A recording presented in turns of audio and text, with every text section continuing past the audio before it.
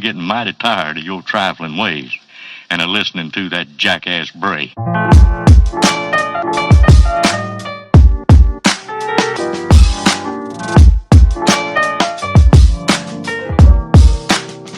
all time's sake.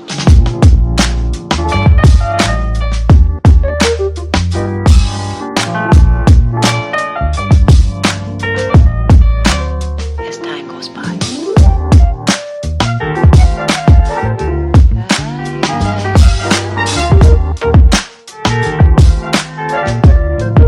It's been a long time.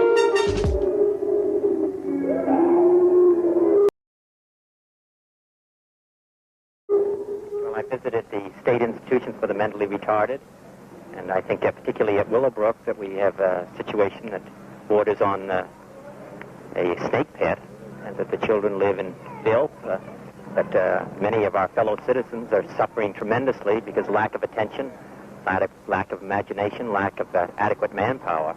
There's very little future for the children or for those who are in these institutions. Both need a tremendous overhauling. I'm not saying that those who are the attendants there or the ones that run the institution are at fault. I think all of us are at fault. And I think it's just it's long overdue that something be done about it.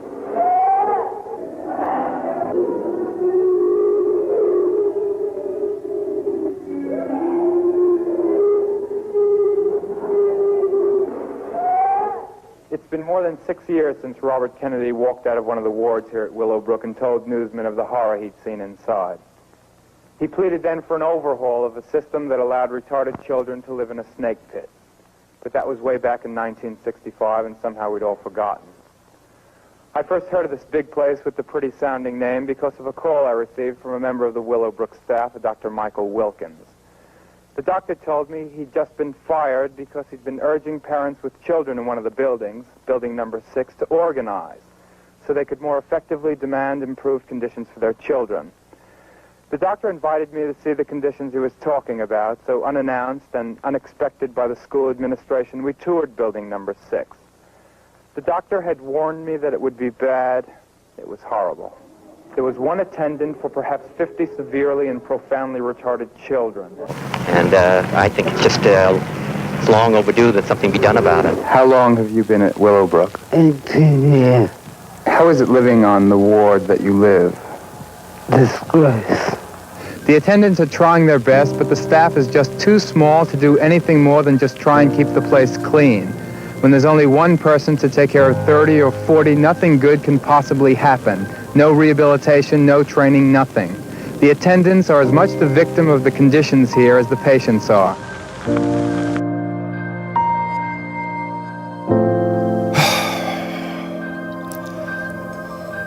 My problem with telling the story 50 years later is that I'm like Pavlov's dog. I react and I get flashed back to that, to the obscene, the torture of the residents, the inmates there.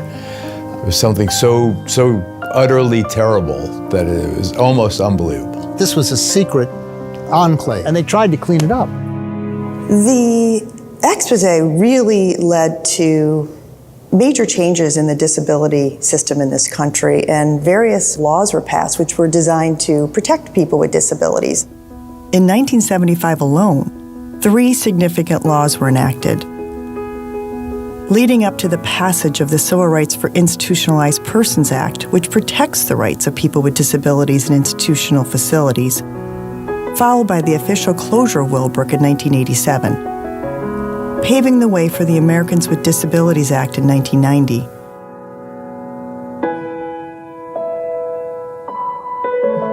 Did I take you back into Willowbrook? I never went back. You never went back, yeah. I wish that I never did.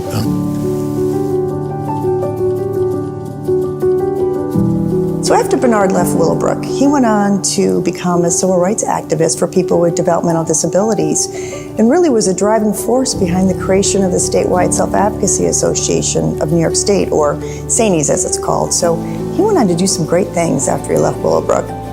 We're not there yet, but we're getting there with all the advocacy, parents advocacy, self-advocates, seniors, and because of Bernard Carabello, it's all started. I want to go.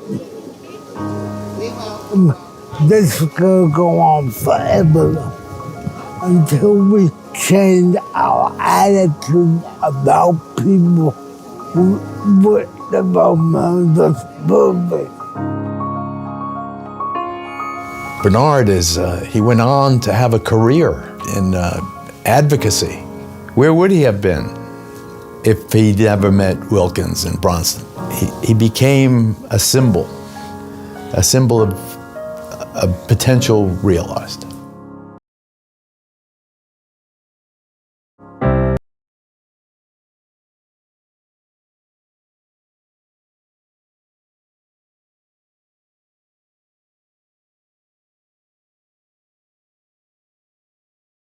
Getting mighty tired of your trifling ways and of listening to that jackass Bray. For